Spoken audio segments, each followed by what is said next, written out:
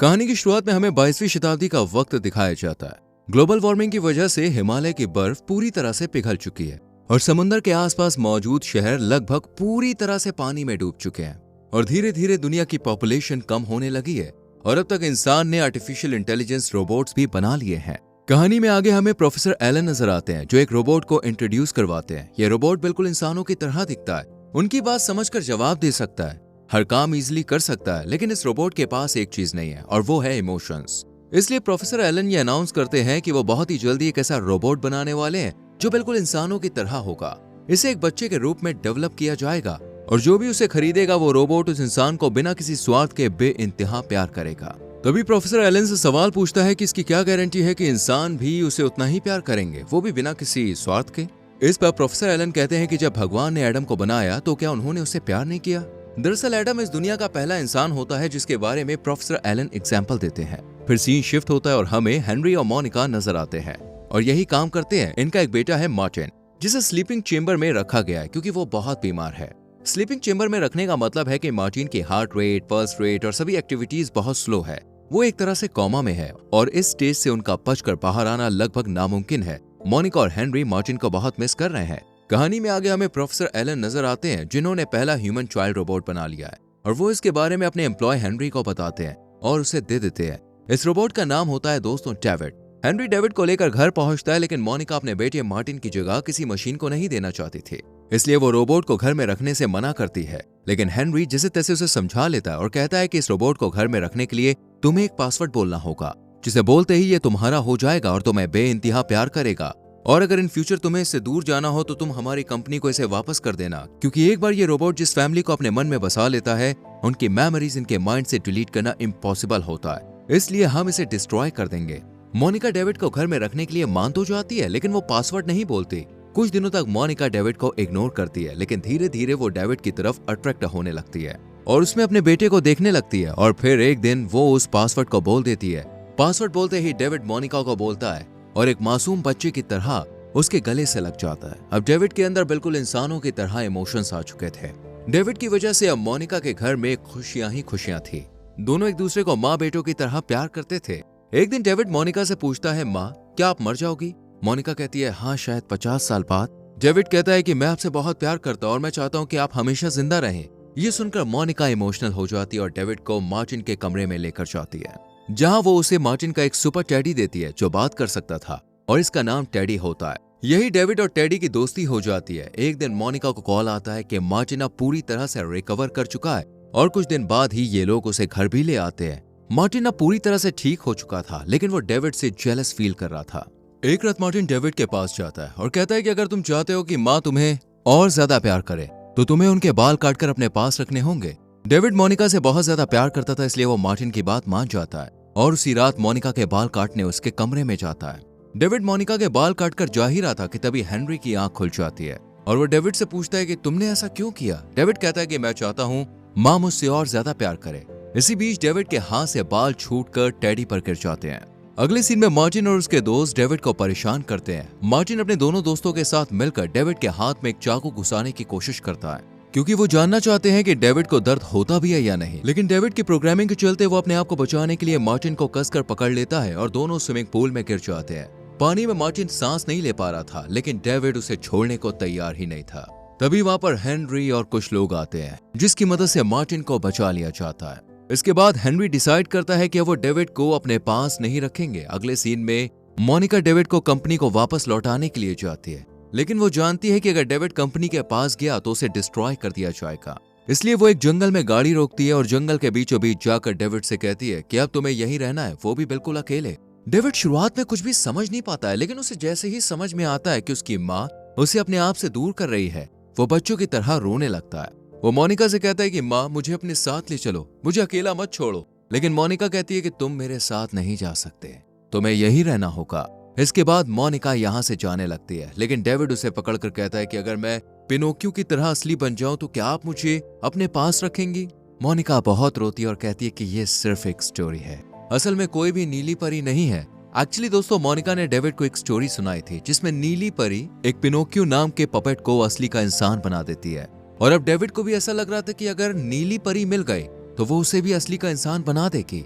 But Monika उसे समझाती है कि वो सिर्फ एक स्टोरी थी और यहाँ से चली जाती है और डेविड टेडी के साथ जंगल में अकेला रह जाता है।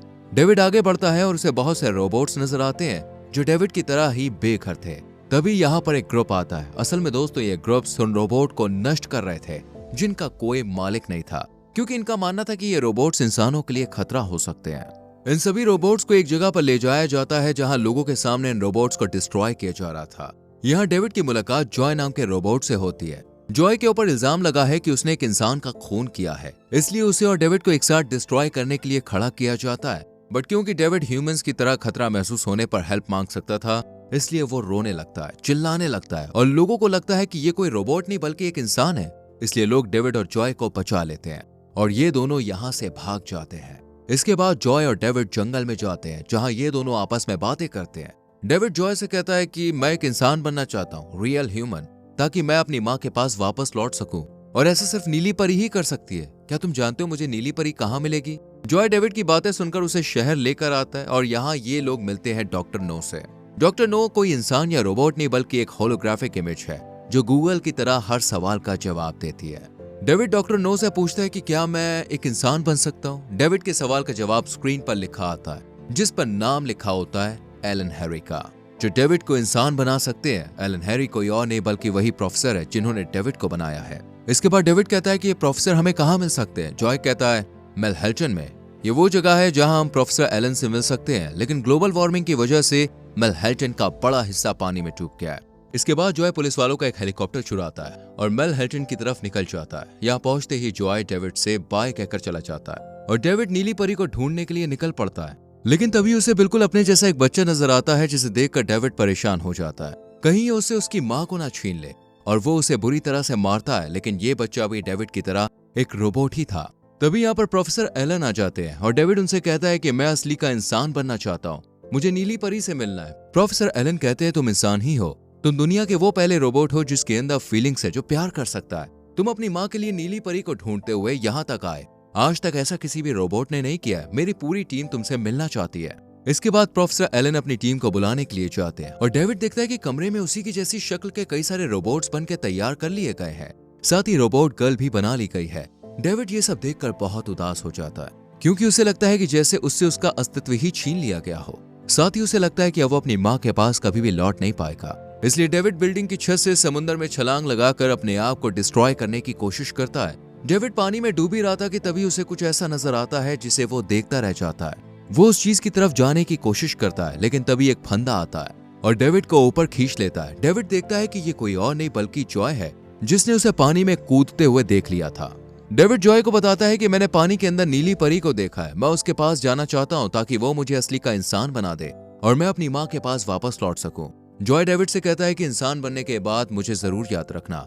इतने में ऊपर एक हेलीकॉप्टर आता है जो जॉय को खींचने लगता है, लेकिन इससे पहले कि जॉय ऊपर जाता वो हेलीकॉप्टर को पनडुब्बी मोड में सेट कर देता है ताकि डेविड आसानी से अंदर जा सके। असल में ये हेलीकॉप्टर बेहद ही एडवांस तकनीक से बनाए गए थे जो पनडुब्बी मोड में सेट हो सकते थे। अब डेविड टेडी के साथ हेलीकॉप्टर में बैठकर पानी में नीचे उतरने लगता है और फिर उसे नजर आती है नीली परी। कैमरा मूव होता है और हम देखते हैं ये कोई नीली परी नहीं है बल्कि एक स्टैचू है जो पानी के ऊपर इंसानों के घूमने की सबसे बेहतरीन जगहों में से एक थी। डेविड और टेडी नीली परी को देख ही रहे थे कि तभी एक बड़ी सी राइड आकर इनके हेलीकॉप्टर पर गिर जाती है और हेलीकॉप्टर वहीं फंस जाता है, लेकिन अभी भी ये दोनों नीली परी को देख सकते थे। डेविड को लग रहा था कि नीली परी उसे इंसान बना देगी और वो अपनी माँ के पास वापस आ जाएगा। डेविड नीली परी से कहता है कि I want to be real, यानी मैं एक इंसान बनना चाहता हूँ ताकि मैं अपनी माँ के पास वापस लौट सकूं। डेविड बार बार एक ही बात दोहराता है जब तक कि उसकी बैटरी डेड नहीं हो जाती। धीरे धीरे समय बीतने लगता है और अब हम पूरे 2000 साल के बाद के समय में आ चुके हैं। आइस एज आ चुका है और इंसान धरती से लगभग खत्म हो चुके हैं। अब बाकी है तो कुछ एडवांस्ड रोबोट्स। इनमें से कुछ रोबोट्स घूमते हुए डेविड के पास पहुंचते हैं और उसके सिर पर हाथ रखते हैं, जिससे डेविड की बैटरी चार्ज हो जाती है और वो वापस से जाग जाता है। डेविड उठते ही नीली परी को छूने के लिए उसके पास जाता है, लेकिन वो तो सिर्फ एक स्टैचू था।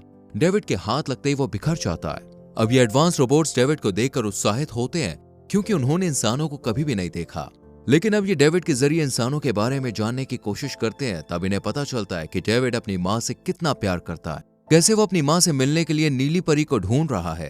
तभी इनमें से एक रोबोट नीली परी बनकर डेविड के सामने आता है और कहता है कि वक्त 2000 साल आगे आ चुका है इंसान अब इस दुनिया में नहीं है, तुम्हारी माँ भी नहीं है, लेकिन हाँ, हम कुछ इंसानों को उस वक्त से वापस ला सकते हैं अगर हमारे पास उनके डीएनए या बॉडी सैंपल्स मौजूद हो। तभी यहाँ पे टेडी आता है जिसके पास मोनिका के बाल थे। ये वही बाल थे जो डेविड ने काटे थे और उसके हाथ से छूटकर टेडी के पास आकर गिरे थे। अब ये रोबोट्स मोनिका को बना देते हैं, लेकिन मोनिका सिर्फ एक दिन के लिए ही जिंदा रह सकती थी और उसके बाद उसे कभी नहीं बनाया जा सकेगा। डेविड अपनी माँ के पास जाता है तो बड़ा खुश होता है। ये दोनों बहुत अच्छा दिन बिताते हैं, साथ में खाते हैं, पीते हैं और रात होते ही मोनिका सोने के लिए जाती है। वो डेविड से कहती है कि मैं तुमसे बहुत प्यार करती हूँ, मैंने हमेशा तुम्हें प्यार किया है। डेविड भी अपनी माँ के साथ सो जाता है और अब मोनिका कभी नहीं उठने वाली थी, लेकिन डेविड के चेहरे पर एक स्माइल होती है और ये कहानी यहीं पर खत्म हो जाती है। तो दोस्तों, आपको कैसी लगी एक रोबोट की अपने माँ के लिए ये प्यार भरी कहानी? कमेंट सेक्शन में जरूर बताएं। वीडियो अच्छी लगी हो तो लाइक और शेयर करें और चैनल को सब्सक्राइब करके बेल आइकन प्रेस करें, जिससे आने वाली मूवी एक्सप्लेनेशंस आपसे मिस ना हो। मिलते हैं अगली वीडियो में। Till then, bye bye.